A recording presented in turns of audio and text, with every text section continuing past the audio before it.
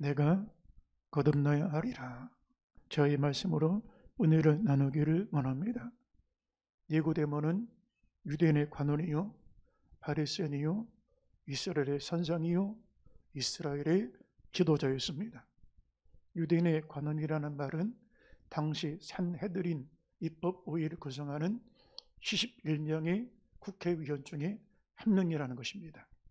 또 바리새인, 당시 바리새인은 6천 명 정도 되어지는 엘리트 중에 엘리트 집단이라고 할 수가 있는데, 유대 사회를 떠받치는 율법에 대한 핵심적인 가치와 기준을 해석을 하고 또한 제시하는, 오늘날로 말하면 헌법재판관도 같은 그런 역할을 하는 사람들이라고 할 수가 있습니다. 또한 이스라엘의 선상이라고 했습니다. 유대인들은 랍비가 정신적인 주지 역할을 감당합니다. 나이와 상관없이 랍비가 그 마을의 어른입니다. 유대인들은 집을 팔아 책을 사는 민족입니다.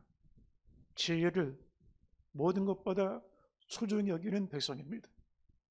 유대 민족이 지금까지 특별한 그런 선민이 될 수 있는 힘은 지혜를 사랑하는 데 있습니다. 그만큼 랍비라는 것은 유대 사회의 가장 대표적인 지도자층에 속한 인물이라고 할 수가 있는 것입니다. 그는 율법을 지키기 위하여 광신적인 열심을 가진 바리새인이었습니다.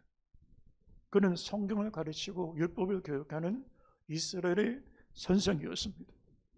정치적인 힘과 권력과 명망을 가진 지도자였습니다. 그런데 그런 부족함이 없는 니고데모가 밤에 예수님을 찾아왔습니다. 그리고 그의 영혼의 목마름을 예수님 앞에 꺼내놓고 주님을 앞에 묻고 있는 것입니다. 만약에 유대인들이 존경받는 랍비이자 바리새인이었던 관원인 니고데모가 예수님을 만났던 이 사실이 발각이 되어진다면 정치적인 생명이 매장되어 산헤드린에서 퇴출될 수가 있습니다. 바리새인 동료 바리새인들에게 율법의 정통 보수적인 기준과 다른 교훈을 전하는 예수님을 따른다고 하는 얘기가 들리면 동료들에게 배척을 당하고 왕따를 당할 수가 있습니다. 그리고 이스라엘의 선생이라고 하는 자가 예수님을 만나서 따른다는 소문이, 풍문이 이 마을에 퍼지기 시작을 하면 지역사회 속에서 지탄을 받고 그 사회 모든 백성들에게 이제는 모든 명망과 그의 모든 삶에 세웠던 업적들이 하루아침에 물거품이 될 수가 있습니다. 그런데 그 많은 고민과 갈등 속에서도 밤에 예수님 앞에 찾아와 묻고 있는 것을 볼 수가 있는 것입니다. 왜 니고데모가 예수님 앞에 찾아왔을까? 유대 종교의 1등 신자요, 인류 바리새인이요, 엘리트 코스만, 정통 엘리트 코스만 밟았던 지도자입니다. 도덕적으로 흠이 없습니다. 종교적으로 모범신자입니다. 사회적으로 가장 대표적인 이상적인 성공의 롤 모델이라고 할 수가 있습니다. 그러나 그 내면은 처참합니다. 영혼은 붕괴된 지 오래됐습니다. 영혼은 내면이 다 무너져 있고 그 영혼의 황폐함을 누구에게도 옮길 수 없는 것입니다. 그래서 지금 거도자의 모습을 통하여 예수님 앞에 나와 있는 것입니다. 어떤 목사님이 그 아버지가 목회했던 교회에 담임 목사로 청빙을 받아 목회를 하게 되었습니다. 목사의 아들로 성장해서 교회를 떠난 적이 없고 신학을 하고 안수를 받아 정식 필리핀 선교사로 파송받아 필리핀 현지에 선교하고 있는데, 그 아버지가 병이 들어 더 이상 담임 목회를 할 수 없게 되어서 그 어려운 교회 담임 목사로 청빙을 받게 되어진 것입니다. 그런데 담임 목사로 이 교회 담임하면서 처음 첫 번째 부흥회를 하게 됐는데, 부흥회 강사가 첫날 집회 때 정긴 시간에 오질 않습니다.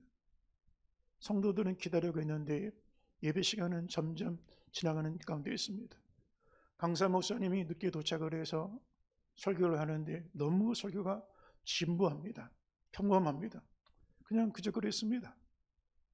그리고 성도들은 이제 흩어져서 집으로 가려고 하는데 강사 목사님이 통성기도를 시켜놓고 저 뒷문에 나가서 기다리고 서 있는 것입니다. 그리고 성도 한 사람이 나가면 당신은 구원받았습니까? 묻습니다. 성도들이 희죽희죽거리면서 농담인 줄 알고 웃으면서 그리 지나가는데 너무 진지하게 묻습니다.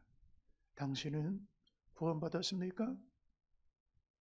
성도들은 이 질문이 너무 진지하다는 것을 알고 그때서부터 고개를 떨구고 눈을 맞추지 못하고 그리고 슬슬 뒷걸음으로 강사 목사님 앞을 피했습니다. 그리고 다 떠나가고 마지막 담임 목사만 남았습니다. 근데 강사는 또 그 자리에 서 있습니다.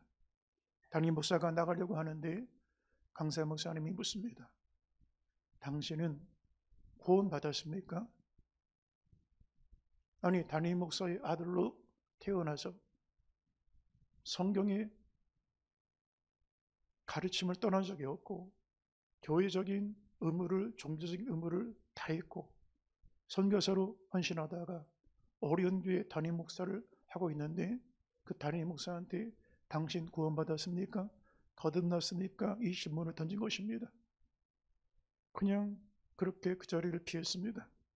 강사는 수에 들어가고 담임 목사는 사택에 들어갔는데 도무지 잠이 오지 않습니다. 새벽이 점점 깊어지는데 고민도 더 깊어집니다. 결국 뜬 눈으로 밤을 지새다가 깊은 새벽에 잠자리를 박차고 일어나서 강사 숙소를 찾아갑니다. 근데 강사 숙소에 불이 켜져 있고 문이 열려 있습니다. 들어가서 강사를 만나려고 했더니 오실 줄 알았습니다. 얘기를 하더라는 것입니다. 그리고 그 강사 목사님한테 이렇게 얘기합니다. 목사님, 저는 목사의 아들로 자라서 신학을 하고 선교까지 했던 인물이고 어려운 교회 담임 목사를 하고 있지만 목사님이 던졌던 질문 한 번도 진지하게 고민해 본 적이 없습니다. 내가 구원받았는지 거듭났는지 진지하게 생각해 보지 않았습니다. 그런데 생각해 보니까 제가 구원의 확신이 없다는 사실을 알았습니다. 중생하지 않은 목사라는 걸 알았습니다. 통곡을 하는 것입니다. 나는 종교인이었지 거듭난 신자가 아니었다는 것입니다. 그날 그 담임 목사가 회개하고 성령을 받고 거듭나는 역사가 이루어지게 되었습니다. 오늘 교회를 다니지만 구원의 확신이 없이 중생하지 아니하고 성령으로 거듭나지 아니하고 주일이니까 그냥 예배드리고 그렇게 교회를 다닌다고 하면 얼마나 부끄러운 모습이겠습니까? 하나님을 속이는 것이고 자신을 속이는 것 아니겠습니까? 그동안에 수십 년 동안에 믿음 생활했는데 영혼은 만신창이가 됐고 내면은 붕괴된 지 오래됐고 어디서부터 수습해야 될지 수습이 안 되는 상태, 내 마음은 붕괴되어졌습니다. 영혼은 참담합니다. 마음은 지옥이 되어버렸습니다. 생각은 세상의 가시로 가득 찹니다. 내 자아는 엉겁기가 뒤덮고 있습니다. 니고데모가 용기를 내어 밤에 예수님을 찾아가 생명의 도리에 대하여 물었고 거듭남에 대한 말씀을 들었던 것처럼 이 시간 우리 영혼의 참남한 문제를 끌어안고 용기를 가지고 창피함이 상관이 없습니다. 체면이 상관이 없습니다. 진지하게 예수님 앞에 나가서 내 영혼의 거듭남에 대하여 물어보고 거듭남의 은혜를 경험하는 성도들이 되시기를 주의 이름으로 축원합니다. 지난주에 천국과 지옥에 대한 말씀을 전하면서 하나님 나라에 대한 얘기를 사실은 전하려고 이번 주 설교를 다 준비해 놨습니다. 근데 하나님이 백지 상태를 만들어 놓으시는 거예요. 천국의 법, 천국 시민의 삶의 방식, 어떻게 살아갈지에 대해 말씀을 전하려고 하는데 하나님 바꾸시는 거예요. 천국의 생활 방식이 먼저가 아니라는 거예요. 거듭남이 먼저라는 거예요. 천국 배선이 안 됐는데 세상의 사람인데 어떻게 천국 백성처럼 살려고 할 수가 있겠냐는 겁니다. 그래서 원점부터 다시 전하라는 거예요. 그래서 이번 주 설교가 갑자기 바뀌었습니다. 거듭남에 대하여 말씀하라는 것입니다. 여러분, 천국 법대로 사는 게 먼저가 아닙니다. 천국 백성으로 다시 태어나는 게 먼저입니다. 혈과 육은 하느님 나라를 볼 수 없고 그랬습니다. 성령으로 거듭나지 아니하고서는 하느님 나라를 볼 수 없느니라. 사람이 물과 성령으로 다시 태어나지 아니하면, 거듭나지 않으면 하느님 나라에 들어갈 수 없느니라. 하느님의 나라 백성이 아닌데, 혈과 육의 사람인데, 육체의 사람인데, 세상의 사람인데, 종교적인 사람인데 그 사람하고 천국 백성처럼 살려가면 가능하겠습니까? 불가능합니다. 아무리 산상수훈의 말씀이 좋은 말씀인지 안다 할지라도 내가 그 말씀대로 살려고 하는데 되지가 않습니다. 마치 이와 똑같습니다. 북한 사람들에게 대한민국 법대로 살려고 말한다면 가능할 수가 있을까요? 불가능한 얘기입니다. 물론 의식이 있는 북한 사람들 중에 깨어서 대한민국 헌법 체제가 공산주의 체제보다 훨씬 더 우월한 체제이고 자유를 존중하고 또한 시민이 충분하게 풍요로운 삶을 살아갈 수 있다, 그런 대한민국 법의 월등함을 아는 사람들이 있습니다. 그러나 그들이 대한민국 국민의 자격을 갖지 못했는데, 대한민국 국민으로 그 시민권을 가지지 못했는데 북한 체제 속에 있는 사람한테 대한민국 법대로 사는 법을 가르친다면 가능하겠습니까? 불가능한 것과 똑같은 것입니다. 여러분, 우리가 교회를 다니지만 거듭나지 전까지는 혈과 육의 사람과 똑같습니다. 세상 사람과 똑같습니다. 다만 주일 예배를 드릴 뿐이고 종교적인 의무를 다할 뿐이지 영적인 그 실존 내면의 상태는 세상 사람과 똑같습니다. 그러니 거듭나지 않은 그 사람에게 천국 백성이 아닌데 천국 백성처럼 살려고 하면 더 부담만 되게 되어지는 것입니다. 예수님은 니고데모에게 사람이 거듭나지 않으면 하느님 나라를 볼 수 없고 하느님 나라 들어갈 수 없다라고 말씀해 주셨습니다. 여러분, 우리도 마찬가지입니다. 아무리 1등 유대교인이고 인류 바리새인이고 정통 앨리스 코츠만을 밟아서 유대사회 대표적인 0.1% 지식인, 0.1% 바리새인, 0.1% 종교인, 0.1% 정치인이라 할지라도 내가 다시 태어나야 되겠다, 그래야 하나님 나라를 백성으로 살 수 있다 말씀해 주신 것처럼, 아무리 도덕적인 신자로 내가 살았고 또한 교회법을 어긴 적이 없고 종교적인 신념이 강하고 율법적인 그런 열심이 있다 할지라도, 아무리 세련된 교양이 있고 윤리적으로 바르게 살았다 할지라도 거듭나기 전까지는 우린 하느님 나라에 대해 이해할 수 없고 볼 수 없고 깨달을 수 없고 어떤 것이 하나님 나라인지 보여줘도 들려줘도 깨닫지 못하게 되어지는 것입니다. 중생이 먼저인 것입니다. 아무리 바하와 모차르트를 좋아하고 니체와 칸트에 대하여 전문가이고 정치통이고 경제통이고 인문학과 신학의 조예가 깊다 할지라도 성령으로 거듭나지 않으면 죄성, 육성, 본성에 지배받는 사람입니다. 사회적인 지위만 다를 뿐입니다. 그가 배운 학문과 지식이 다를 뿐이지 그 사람 본성은 똑같습니다. 똑같이 혈기 버리고 똑같이 고집 버리고 똑같이 교만하고 똑같은 죄 가운데 빠져가고 똑같은 고민하며 살아가는 게 인간의 본성이라고 할 수가 있는 것입니다. 육으로 난 것은 육이요 영으로 난 것은 영입니다. 거듭나야 하나님 나라를 볼 수가 있습니다. 거듭나야 성령의 임재하심 안에 하나님의 음성을 듣고 살아갑니다. 거듭나야 기도를 통하여 하나님과 대화를 나누고 살아갑니다.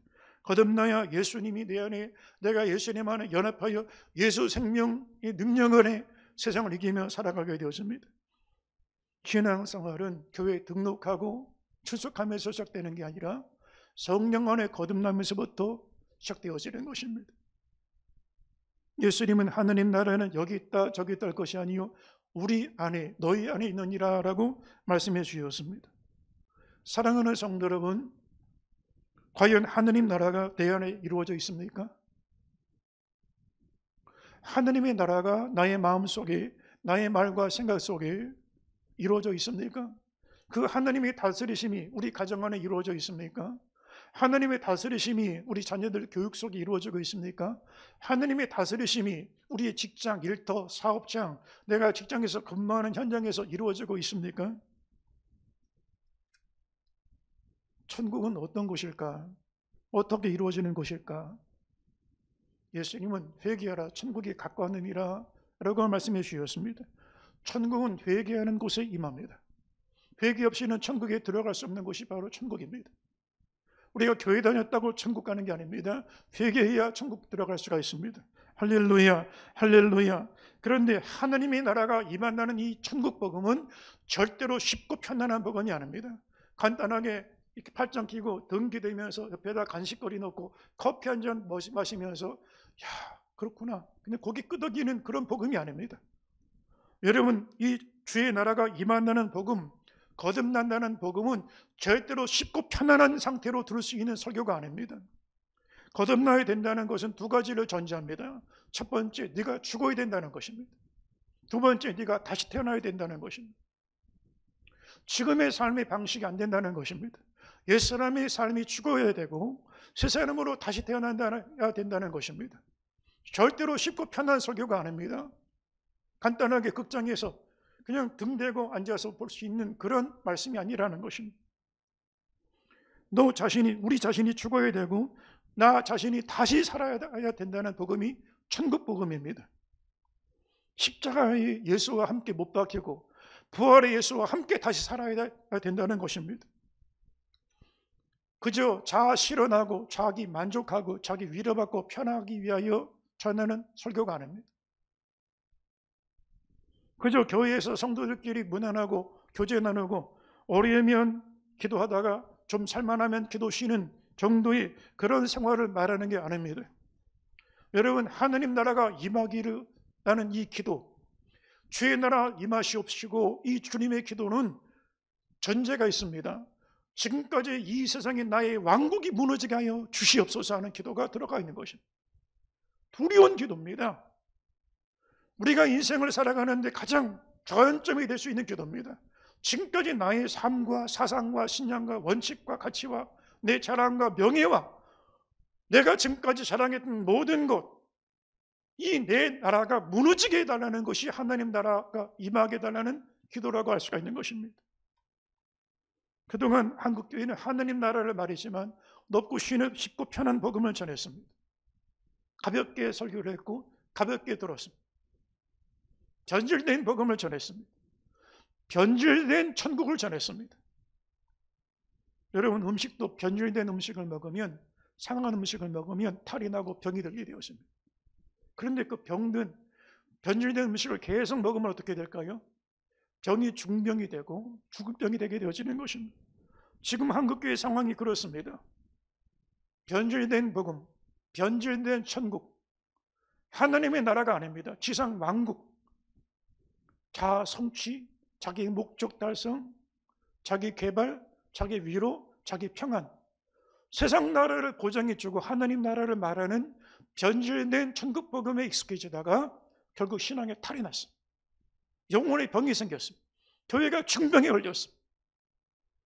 어디서부터 손을 써야 될지 모를 정도가 되고 만신창이가 되었습니다. 참된 회개 없이 입술로만 주여 주여 하면 당신 교회 다니면 천국 갑니다. 티켓을 줍니다.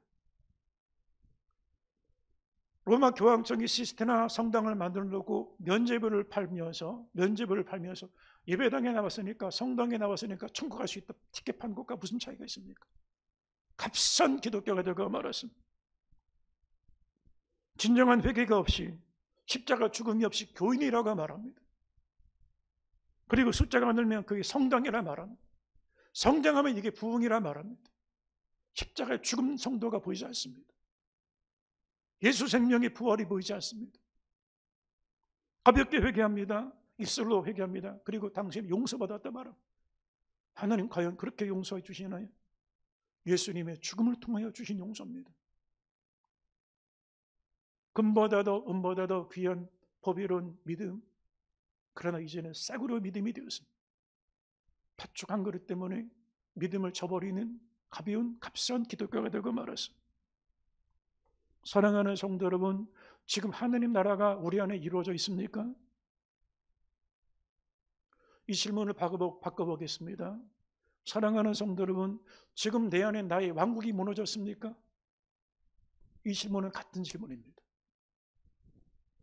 내 주권을 붙잡고 내가 다스리고 통치하는 내 나라, 내 아성이 무너졌습니까? 내 안에 여리고가 무너졌습니까? 내 안에 가난한 족속들의 삶의 방식이 무너졌습니까? 세상 왕국이 무너지지 않았는데 어떻게 하나님 나라가 임할 수가 있습니까? 9.18 수복이 될 때 인공 깃발을 내리고 태극기를 다시 올렸습니다. 지금 내 안에 세상의 깃발, 죄악의 깃발, 육신의 깃발이 이렇게 나부끼고 있는데 하느님 나라가 어떻게 올라갈 수가 있습니까? 예수님은 천국은 마치 세상의 모든 것을 팔아 가장 귀한 것을 사는 사람과 같다 그랬습니다. 천국은 마치 값진 진주를 발견한 사람과도 같으니 가서 자기 모든 소유를 다 팔아, 중요한 게 있습니다. 다 팔아서 샀다는 것입니다. 천국은 마치 밭에 감추인 보화를 발견한 사람과 같으니 사람이 이를 발견하고 자기 집으로 돌아가 다 팔아, 중요한 말씀이 있습니다. 다 팔아 그 밭을 샀다는 것입니다. 한번 보겠습니다. 마태복음 13장 44절 45절을 같이 한번 보겠습니다. 천국은 마치 밭에 감추인 보화와 같으니 사람이 이를 발견한 후 숨겨두고 기뻐하며 돌아가서 자기 소유를 다 팔아 그 밭을 샀느니라. 이 사람이 가진 가치관, 신념, 사상, 그리고 가진 재물, 재산, 명예, 자랑거리들, 훈장거리들 많습니다. 그런데 밭에 감추인 보화를 받는데, 천국을 보았는데 이 천국을 경험한 다음에 다 팔았다는 겁니다. 다 정리하고 이 밭을 샀다는 겁니다. 또 45절을 보니까 13장 45절 넘겨보세요.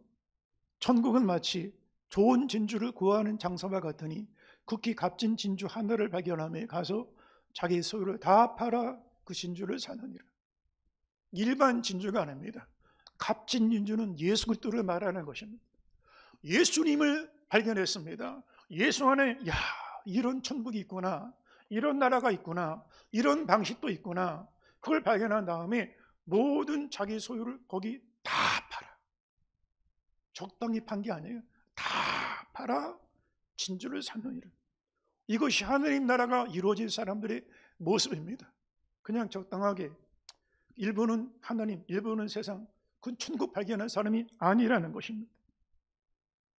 여러분, 우리가 하느님 나라가 내게 임하였다면 내 안의 세상 왕국, 제국은 다 무너집니다.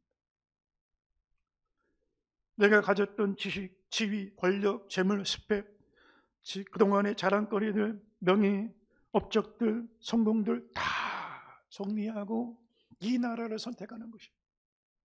아브라함은 본토 친척 아비 집을 다 팔아 하나님 나라를 선택했습니다.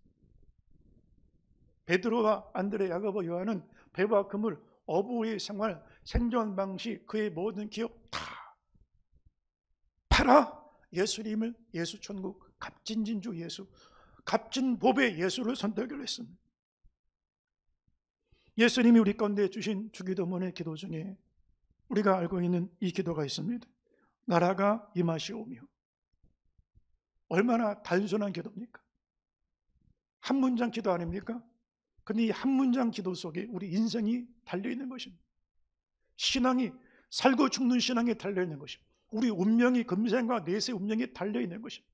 거듭남과 거듭나지 못함이 우리 인생의 분수령이 되어지는 것입니다. 천국과 지옥을 바꿔놓는 것입니다.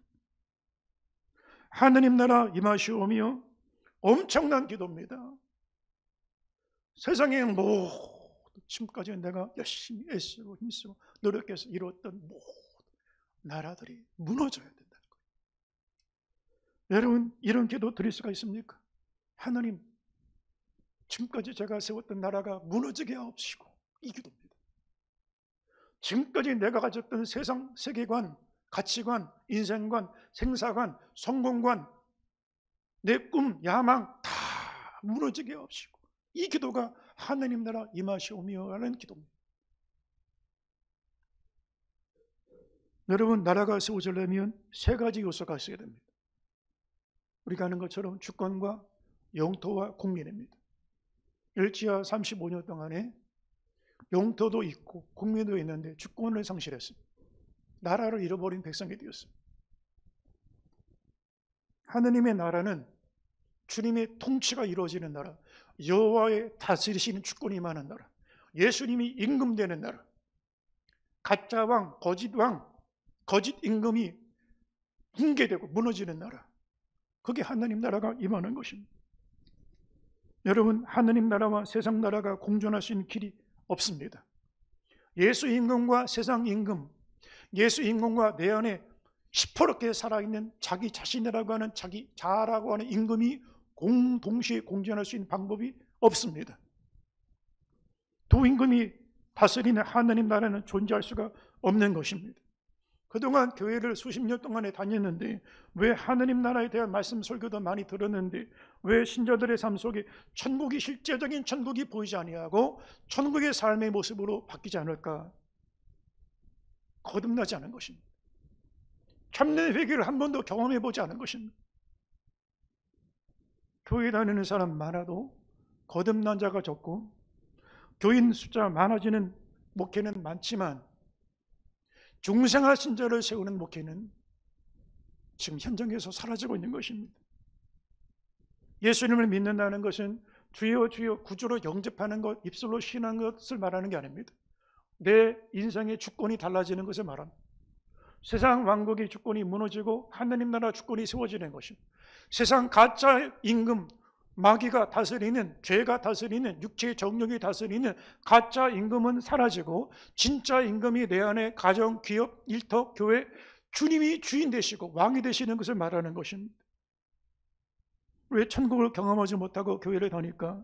내 주권을 내려놓지 않으려고 하기 때문입니다. 누가 그 사람 자아를 건드리면 폭발합니다. 건드리면 폭발합니다. 하나님도 없고 예배도 없고 예배당 뭐가 상관없습니다. 가정도 식구도 다 상관없습니다. 폭발해버립니다.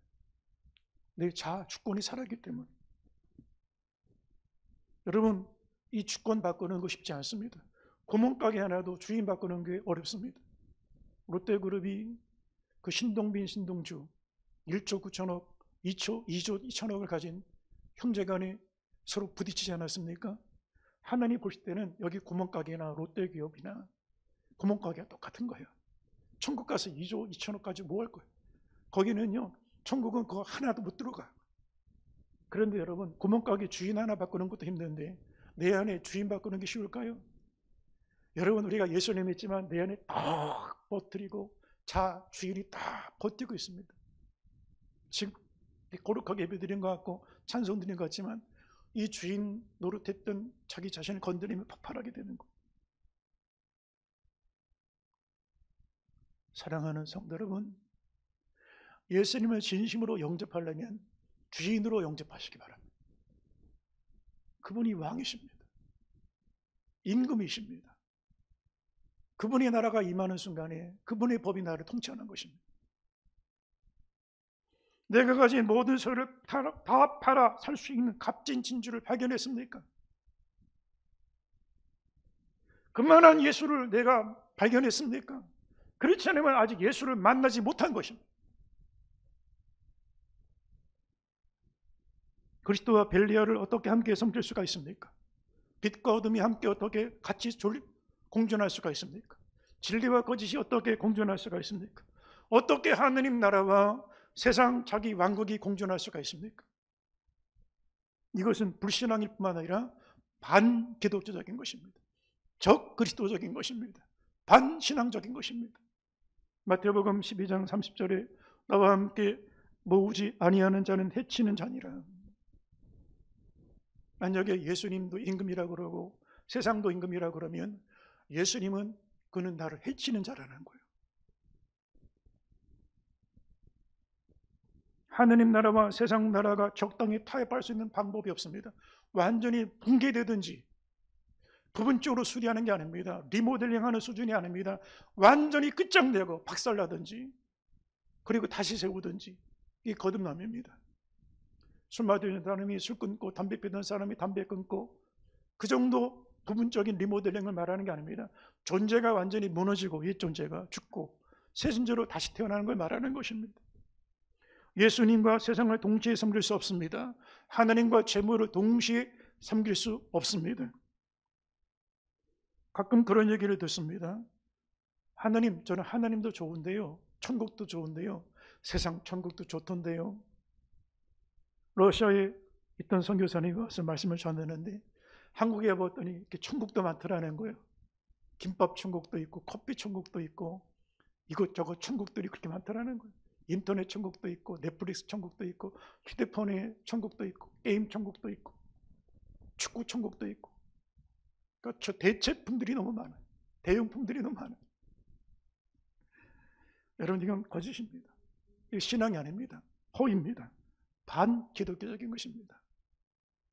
만약에 신부된 성도가 신랑 예수님께 여보 당신 사랑해, 근데 여보 내가 세상에 다른 썸 타는 신랑도 있어, 이건 허입니다. 반가정적인 것입니다. 하느님 나라 임하시고 이 기도는 세상의 깃발이 내려오게 하시고 예수 십자가 깃발만 올라가게 하옵소서, 이 기도입니다. 세상에 내가 자랑했던 깃발, 명예로운 깃발, 업적이라는 깃발, 자기 공로, 자기 의의라는 깃발 다 끝장나게 해달라는 기도입니다. 절대로 호락호락한 기도가 아닙니다. 절대로 쉽고 단순한 기도가 아닙니다. 만약에 미국 주재 대한민국 대사관에 태극기도 붙여놓고 옆에다 인공기를 붙였다면 대한민국이 뒤집어질 겁니다. 5천만 민족들이 막 일어나서 그 대사관 차라리 폐지시키라고 할 겁니다. 그렇지 않습니까? 여리고성을 점령하려고 진군했던 이스라엘 백성들이 라합의 가정, 기생 라합의 집에 들어갈 때는 거기에는 죽음이 임하지 않았습니다. 붉은 줄 하나만 매달면 그 신앙을 증거로 삼고 라합의 가족들은 구원을 받았습니다. 그런데 라합의 집에 지금 붉은 깃발, 신앙의 깃발만이 있는 게 아니라 이스라엘 백성들이 가보니까 가나안 7족속의 깃발이 올라가 있네. 돈과 명예와 자랑과 육신의 일락과 정력과 안목의 정력과 이성의 자랑과 이런 깃발이 막 나부끼고 있네. 그러면 이중 간첩 혐의 때문에 라합의 가정들은 몰살당했을 것입니다. 깃발을 한 깃발만 붙잡아야 되는 것입니다. 만약에 천국 대사관인 지상교회 십자가 깃발과 가나안의 7 깃발, 돈과 명예와 성공과 야망과 꿈과 육신의 정력과 음란과 자기 만족과 자기 위로와 평안의 깃발이 막 올라가 있다면 차라리 그 대사관 폐지시켜버리는 게 낫다라고 하지 않겠습니까? 이게 나라냐? 그동안 광경에서 외쳤습니다. 그런데 만약에 신자들이 모임이 되어지는 교회 안에 2 깃발이 나붙긴다면 이게 당신들이 말하는 천국이냐라고 하지 않겠습니까? 교인의 가정에 십자가 깃발과 세상 깃발이 동시에 올라가 있다면 어떻게 될까요? 주일이 되면 교회 가서 예배를 드리는 교인입니다. 월요일부터 세상 속에 나가 세상 사람과 똑같이 살아갑니다. 똑같이 욕심 부리고 똑같이 싸우고 똑같이 자기 만족 위해서 이기적으로 살아갑니다. 교회 가면 전사인데 집에 가면 폭군이 됩니다. 교회 가면 장로고 권사인데 집에 가면 세상 방식처럼 완전히 율법의 사람이 되어버립니다. 그러면 뭐라고 그러겠습니까? 2 깃발을 섬기고 있는 사람이 아닙니까? 하나님의 방식과 세상 방식 2 깃발이 아닙니까? 그런 하나님 나라가 없는 거예요. 그는 아직 거듭나지 않은 것입니다. 인도가 영국에서 독립을 하고 영국 군대가 철수할 때 영국 선교사들도 철수하는 선교사가 있었습니다.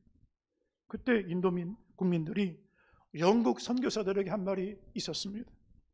당신들이 믿는 예수는 데려가시고 성경이 말하는 예수는 두고 가시고 당신들이 말하는 변질된 천국은 가져가시고 십자가 지고 이 땅에 오신 예수 천국을 두고 가시고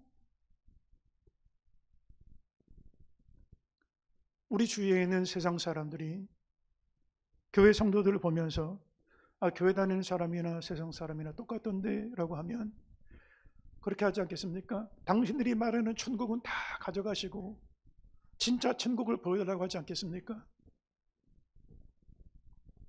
어떤 교회 집사들이 택시를 탔는데 한 집사가 계속 택시기사한테 예수 믿으라고, 예수 믿으면 행복해지고 구원받는다고 막 침튀기면서 전도합니다. 천국을 말합니다. 그런데 목적지에 도착을 해서 내리려고 했더니 다른 집사가 내리지 않는 거예요. 그리고 거기서 옥신각신하고 있는 거예요. 가만히 들어봤더니 택시 거스름돈 200원 주네 안 주네 이거 가지고 싸우고 있더라는 거예요. 그러면 그 택시기사가 헷갈리지 않겠어요? 아니, 당신들이 그렇게 예수 천국이 좋다고 그러는데 당신들이 말하는 천국은 200원짜리 천국이냐라고 말하지 않겠습니까? 눈에는 눈, 이에는 이, 이게 율법입니다. 세상 종교의 기준입니다. 그런데 예수 믿는 사람들 참 똑똑합니다. 말 잘합니다. 눈꽃만큼도 손해볼 줄 모릅니다. 양보하지 않습니다. 끝까지 끝장을 내려고 합니다. 그러면 세상 사람들이 그렇게 말하지 않겠어요? 아, 교회가 말하는 천국이 이런 것입니까? 그렇다면 굳이 천국 갈 필요 뭐 있습니까? 여기서 똑같은데 라고 하지 않겠습니까?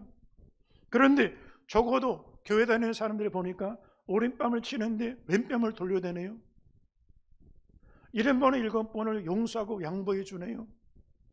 내가 좌하면 내가 우하고 내가 우하면 내가 좌하리라. 먼저 양보할 줄 알고 배려할 줄 알고 섬길 줄 아네요. 먼저 된 자가 먼저 되고 나중된 자가 나중되는 게 아니라, 높은 자가 더 높아지고 낮은 자가 낮아지는 게 아니라, 높은 자가 허리에 수건을 동이고 무릎을 꿇고 시집겨주는 종된 자리에 있네요. 그 성립교회 성도들이 그렇게 살아간다 하면 야, 진짜 천국이 있기는 있네요. 당신들이 말하는 천국 나도 가기를 원한다고 하지 않겠습니까? 그 거듭난 성도들의 모습이라고 할 수가 있는 것입니다. 왜 믿음을 가진 성도들에게 하느님 나라가 임하지 않을까? 어떤 주일학교 선생님이 그 주일학교 아이들에게 여러분 천국 가려면 어떻게 해야 됩니까? 물었습니다. 그랬더니 그 중에 어린 아이가 손을 들고 선생님, 천국 가려면 죽어야죠. 먼저 죽어야 천국을 가죠. 근데 애들이 막 까르르 웃고 있는 거예요. 근데 그 얘기를 듣자마자 주일학교 선생님이 탁 깨닫는 게 있었어요. 그렇지, 천국은 죽어야 이루어지지. 육신의 몸만 죽어야 이루어지는 게 아니라 내 안에 육적 자아가 죽어야, 내 왕국이 죽어야 하나님 나라가 임하지. 죽어야 사는 진리지, 십자가를 통한 하나님 나라가 이루어지지. 그걸 깨달았다는 거예요. 회개나 천국에 가까웠느니라, 이 말씀은 회개는 십자가에 못 박아 죽임당하는 걸 말하는 것입니다. 이슬만의 회개를 말하는 게 아닙니다. 예수님은 이 땅에 하나님 나라를 세우기 위하여 오셨습니다. 이 땅에 죄악된 세상을 다스리는 거짓 임금, 옛뱀, 원수마귀, 공중권세 잡은 자를 멸하고 세상 죄악된 나라를 무너뜨리고 새로운 나라, 새하늘과 새 땅을 선물로 주기 위하여 이 땅에 오셨습니다. 할렐루야. 요한일서 3장 8절을 보니까 죄를 짓는 자는 마귀에게 속하나니 마귀는 처음부터 범죄함이라. 하느님의 아들이 나타나신 것은 마귀의 일을 멸하려 하심이니라 그랬어요. 이 가짜 임금 그대로 두고 그냥 한 자리만, 한 부분적인 자리만 차지해서 하느님 나라가 이루어지는 게 아니라는 거예요. 원수마귀를 멸하기 위하여 심판이 되어야 하면 이 세상 임금이 심판을 받았습니다. 이미 십자가를 통하여 옛뱀 원수마귀 머리를 깨뜨려 놓으시고 세상 왕국을 무너뜨려 주시고 하느님 나라를 이루기 위하여 오셨다는 사실을 믿으시기를 주의 이름으로 축원합니다. 할렐루야. 하느님 나라는 인간의 이 의, 도덕적인, 윤리적인, 종교적인, 사회적인, 정치적인, 경제적인 의, 지식적인 의, 이거는요 덕지 찢겨진 헝겊 조각과 같습니다. 이 헝겊 조각 가지고 지금 장차 불에 타서 없어질 비닐하우스에다가 그거 수선하는 것과 똑같은 것이라고 할 수가 있는 것입니다. 마치 선악과를 먹고 범죄했던 아담이 무화과 나무 잎을 가지고 자기 부끄러움을 가리려고 했지만 아담의 실존적인 내면은 어떻게 가립니까? 그 부끄럽고 추한 죄악의 죄인인 아담을 어떻게 가립니까? 여러분, 죄는 하느님께 반기를 드는 것입니다. 거역하고 반역하는 것입니다. 선악과를 먹은 게 단순한 과일 열매 먹은 게 아닙니다. 에덴의 낙원, 하느님의 나라는 헌법이 하나겠습니다. 선악과를 먹지 마라. 이게 하느님의 주권을 상징하는 것이었습니다. 그런데 선악과를 먹는 순간에 하느님의 주권을 범하고 하느님을 왕된 자리에서 끌어내리고 내가 하느님과 같이 되어 자기가 임금이 되어버리는 것입니다. 그리고 더 이상 에덴은 하느님 나라가 아니라 아담의 자기 왕국이 되어버립니다. 그리고 그 아담의 자기 왕국을 세우는 중에 옛뱀 원수마귀 사단의 소리, 사람들의 소리, 세상의 소리, 사상의 소리 듣는 나라로 바뀌어지게 되어지는 것입니다. 호세아 6장 7절 말씀 한번 보겠습니다. 6장 7절입니다. 그들은 아담처럼 언약을 어기고 거기에서 나를 반역하였느니라. 단순히 나무 열매 하나 먹었다고 추방당한 게 아니에요. 주권을 거역했다는 거예요. 하나님의 왕 되신 자리에서 끌어내리고 내가 왕이 되었다는 거예요. 그래서 아담이 죽게 되어지는 것입니다. 그런데 여러분, 이 선악과 모든 죄는 다 본질상 동일합니다. 우리가 윤리적인 죄를 범했거나 종교적인 죄를 범했거나 아니면 영적인 죄를 범했거나 내 몸 밖의 죄를 범했거나 몸 안의 죄를 범했거나 그 모든 죄의 본질은 하느님의 주권을 범하는 것입니다. 천국이 내 안에 이루어지기 원하면 이 죄가 해결되어야 됩니다. 사도행전 2장 38절을 보니까 베드로가 이르되 너희가 회개하여 각각 예수 그리스도 이름으로 세례를 받고 죄 사함을 받으라. 그리하면 성령의 선물을 받으리니, 여기 회개하여, 이게 죄를 처리하라는 거예요. 죄를 못 박으라는 것입니다. 예수 이름으로 세례를 받고, 세례는 죽음을 말합니다. 그리고 죄 사함 받으라. 그리하면 성령을 선물로 받으리니, 그리하면 하느님 나라가 이루어진다는 것입니다. 할렐루야, 할렐루야. 단순히 죄 사함 받고 자아를 처리하지 않는 기독교는 저급한 싸구려 기독교다. A.W. 토저라고 하는 목사님은 동렬하게 말씀을 전했습니다. 좀 상처받았습니까? 아니 목사님, 거룩한 기독교를 저급한 싸구려 기독교라고 하는 거 너무한 것 아닙니까? 여러분 좀 마음을 가라앉히고 잘 들어보세요. 예수 정예들이 기도하고 그냥 회개만 하면 다 용서받고 천국 간다고 하더라. 그런데 그 삶은 하나도 바뀌지 않더라. 그러면 여러분 저급하고 싸구려 기독교 맞죠? 맞는 거죠. 틀린 말이 아니에요. 죄는 성경은 빚이라고 말해요. 그런데 주님 앞에 용서를 구해서 빚을 탕감해 줬어요. 그런데 더 큰 빚을 져갖고 오네. 그래 또 탕감을 해줘요. 용서해 줘요. 그런데 이 사람이 계속 빚을 지고 계속 빚을 지다가 인생이 죽을 때까지 그 존재와 삶이 바뀌지 않아요. 인격이 바뀌지 않아요. 그러면 저급한 모습이죠. 왜 기독교가 이렇게 세상에서 취급을 당할까? 왜 천국 복음을 이렇게 취급을 당하는 시대가 됐을까? 기독교가 보혈로, 값진 보혈로 죄사함을 받는 것에 대해서는 말했는데, 예수 믿고 죄사함 받아 천국 가는 값싼 천국은 말했는데, 자아가 죽어야 된다는, 자기 왕국이 무너져야 된다는, 그리고 그 무너진 왕국 기초 위에 다시 하느님 나라를 세우신다는 자아의 죽음에 대하여 가르치지 않았습니다. 그러니 신자들이 자기가 살아있는 채로 예배를 드립니다. 자기가 살아있는 채로 교회를 섬깁니다. 자기 주장대로, 자기 신념대로 믿음 생활합니다. 그러니 하느님 나라와 멀리 있게 되어지는 것입니다. 분명한 것은 우리가 초대교회로 돌아가지고 말하는데, 초대교회는 죄사함만 말하지 않았습니다. 반드시 자신의 왕국이 처리됨을 말했습니다. 그것도 죽음을 통한 처리를 말했습니다.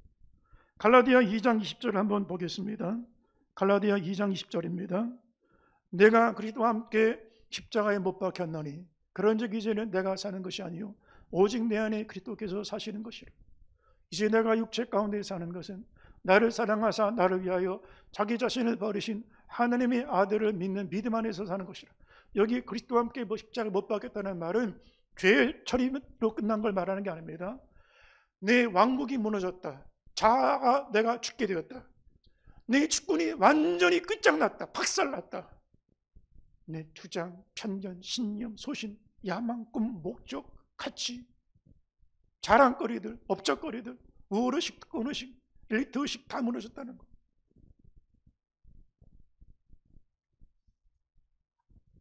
니고데모는 바리새인이라고 하는 엘리트의식, 1등 유대교인으로 성장해서 1등 바리새인으로 살다가 정통 엘리스코스를 받고 그 시대를 대표하는 지도자에게로 걸어갔지만 그 깃발이 다 내려오고 그의 왕국이 무너지고 하느님 나라 백성이 될 수가 있었습니다.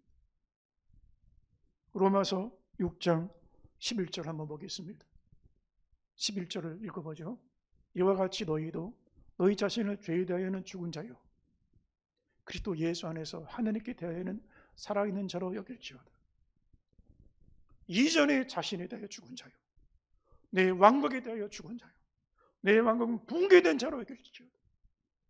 그리고 하느님 앞에 산 자로, 새로 태어난 자로, 새로운 나라의 백성으로 살아가는 거듭난 성도들이 되시기를 주의 이름으로 축원합니다.